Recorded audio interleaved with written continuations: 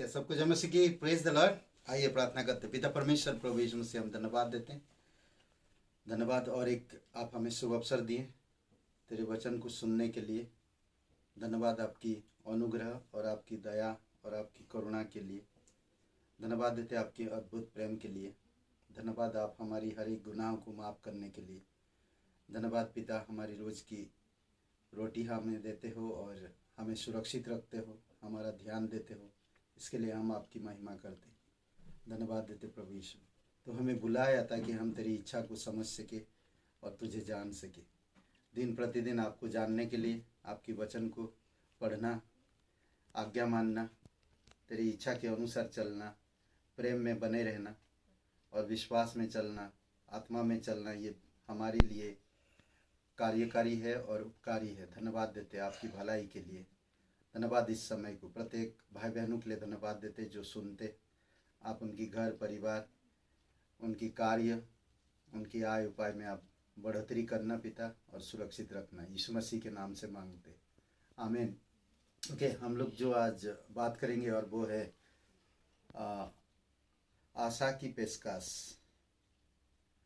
तो कई बार होता है कि हम लोग आशा खो देते हैं। जैसे कि बाइबल में कई सारे उदाहरण हम देख सकते हैं कि यीशु मसीह ने लोगों को देखा और आशाहीन लोगों को देखा। जैसे कि लूका का 7 अध्याय 11 से 17 वचन में अगर हम पढ़ते हैं वहाँ पर, तो वहाँ पर एक विधवा है और उसका बेटा मर जाता है और गांव के लोग, आसपास के लोग सब इकट्ठा होते हैं वहाँ पर और कई सारे लोग रोते हैं और उस विधवा को आश्वासन देते हैं। बहुत से लोग आश्वासन दे सकते हैं पर आशा को जागरूक नहीं कर पाएंगे। बहुत सारे लोग आपको सांत्वना दे सकते हैं पर आपकी जीवन की आशा को नहीं ला सकते। कई बार होता है ऐसा। पर रोमियो का 12:12 में कहता है, आशा के विषय में आनंदित रहो। आशा के विषय में कहता है कि आशा के विषय में आनंदित रहो, कलेश के विषय में धैर्य रखो, प्रार्थना के विषय में स्थिर रहो। 3 बातें कहता, आशा के विषय में आनंदित रहो। कई बार कैसे आनंदित रह सकता। वो विधवा के बारे में देखिए, उसकी पति नहीं है, अब उसका एक जवान बेटा खत्म हो गया और ऐसे समय में कोई आशा रख सकता है? मुश्किल है, बहुत ही मुश्किल है। और जिसको आशाहीन हो जाता जो लोग, वो सच में टूट जाते हैं पूरी तरह से। और परमेश्वर यीशु मसीह कहते हैं कि वो जो विधवा की उस जगह पर वो आया और उसकी आरती तैयार करके उठा के लेके जा रहे थे और वो आरती को छुआ और उस विधवा की क्या देखा? उसको आश्वासन दे नहीं दिया यीशु ने, उसको सांत्वना नहीं दिया या उसके साथ शामिल नहीं हुआ, बल्कि उसकी ज़रूरत को देखा। उसकी निराशा में उसने आशा को लाने की इच्छा जाहिर किया और वो विधवा की जीवन को देखकर उसने तरस से भर गया और उसने उस आरती को छुआ और उसको कहा उठ, और उठा और वो उसको लेकर उसकी माँ के पास गया। तो उसकी आशा का किरण जागृत किया। कुछ बातें मैं इस तरह से सोच रहा था कि परमेश्वर के साथ मैं हमेशा आशा रख सकता हूँ। परमेश्वर के साथ मैं हमेशा आशा रख सकता हूँ। आप भी परमेश्वर के साथ कैसे भी हालत हो या कैसे भी हालात हो, परमेश्वर के साथ आप हमेशा आशा रख सकते हो, क्योंकि परमेश्वर हमारी भविष्य को जानता है और परमेश्वर हमारे जीवन को देखकर समझ जाता कि हम निराशा में हैं, हमारे पास कोई आशा नहीं है, हमारे पास कोई प्रेम नहीं है, हमारे पास कोई शांति नहीं है, हमारे पास कोई रास्ता नहीं दिख रहा। तो परमेश्वर सारी चीज़ों को लेकर आता है। तो इसीलिए यहाँ पर मैं कुछ इस प्रकार सोच रहा था कि लूका का 7 अध्याय में यीशु के विषय, यीशु ने विधवा का दुख को देखा जब उसके इकलौते बेटे का सब ले जा रहा था।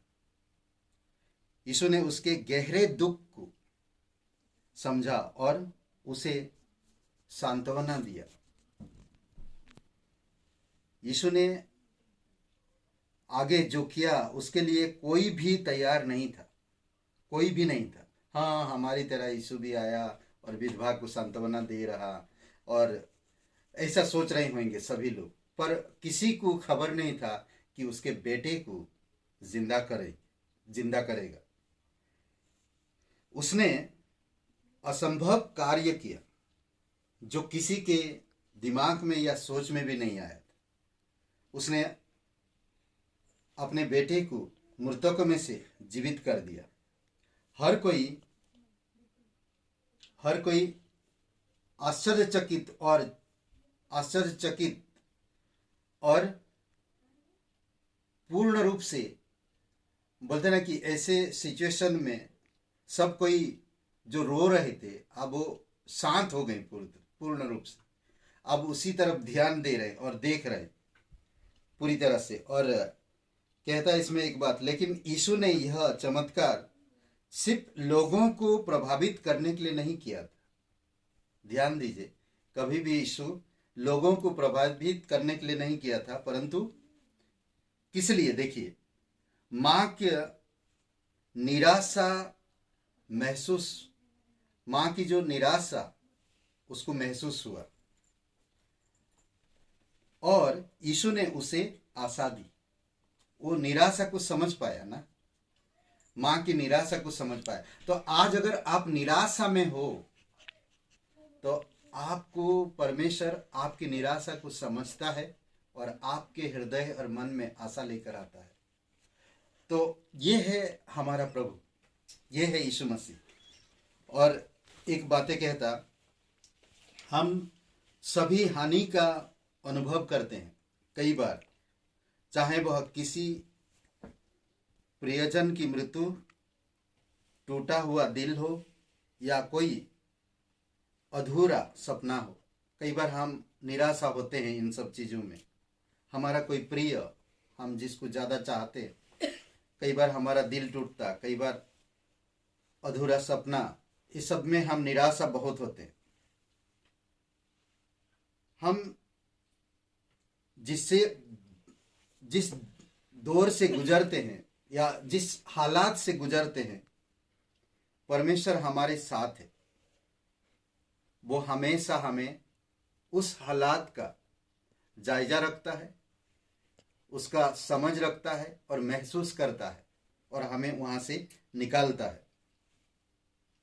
एक बातें, और परमेश्वर कई बार समय आने पर परमेश्वर हमारे आंसू पूछेंगे, हमारे लिए अन्य दरवाजे खुलेंगे, और जब खुलेंगे आशा की किरण दिखता है। जिस तरह इस विधवा का कोई सोच सकते हैं, उसका दूर दूर तक ये सोच नहीं सकता कि मेरा बेटा जीवित होएगा, कभी नहीं, उसके मन में ना चित्त में आया होगा, कभी नहीं। परंतु प्रभु यीशु मसीह उसे जीवित किया और अन्य दरवाजा खुलेंगे और हमारे जीवन में नई खुशियां ले आते हैं। कई बार जिस तरह यीशु ने विधवा को सांत्वना दी और उसे नई खुशी और आशा दी, वह हमें भी सांत्वना देगा और आशा भी प्रदान करेगा। तो इसीलिए हमें हमेशा परमेश्वर पर भरोसा रखना और उसी पर आशा रखना। मैं अभी कहा ना 3 बातें रोमियो का 12:12 में, आशा के विषय में आनंदित, कलेश के विषय में धैर्य रखे और प्रार्थना के विषय में स्थिर रहे। परमेश्वर के साथ मैं हमेशा आशा रख सकता हूँ। आमीन। आइए प्रार्थना करते। पिता परमेश्वर, हम धन्यवाद देते, आपकी स्तुति महिमा करते। प्रत्येक जो निराशा में है प्रभु, उनका हृदय, उनका मन, उनका दिल आप जानते हैं। जो कोई भाई बहन, जो कोई परिवार, जो कोई निराशा में है, दिल टूटा है या अपनों को खोया है, प्रभु यीशु आप उन्हें आशा से भर दीजिए। कई बार कई सारे लोगों की परिस्थितियां अलग होता है, उनके लिए द्वार खोल दीजिए पिता, खुशियों से भर दीजिए, आशा से भर दीजिए। तेरी दया और कृपा के अनुसार तू भर सकता, तू चमत्कार कर सकता हर एक भाई बहनों के जीवन में, हर एक परिवारों में। यीशु तेरी दया और कृपा उन पर बनाई रखिए। धन्यवाद देते यीशु नासरी के नाम से मांगते, आमीन। शुभ रहे दिन आपका, बहुत बहुत धन्यवाद।